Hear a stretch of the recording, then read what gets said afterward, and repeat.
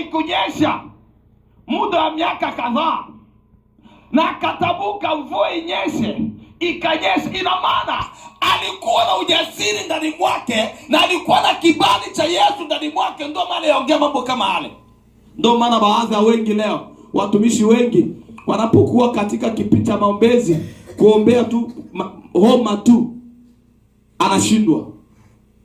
Wewe ungana shida na homa, ndio utaweza kumwambia, ndio utaweza kusema mvua isinyeshe? Ungana shida tu na homa. Mtumishi, ungana shida na kuombea homa tu, ungana shida nayo, una uhakika utaweza kusema mvua kauka itakata? Hautaweza, kwa sababu ndani mwako hauna uboreshaji wa kutafuta uso wa Mungu.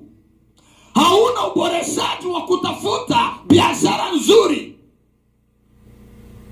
Kama ndugu zetu wengi wa Arabu, wa India, wa China, wapo maarufu katika biashara kwa sababu wanajua ubora wa biashara, na wanatafuta eneo ambao wakifika na hapo biashara yao inakubalika kwa haraka, kwa sababu wanajua, wanajifunza kwanza comportement ya watu, wanajifunza watu wa aina gani, wanapendelea nini, na wana mapungufu gani, na wakishajua mapungufu yao na wana kitu gani ambao wanachokuwa na haja sana, hapo ndio wanaanza miradi yao.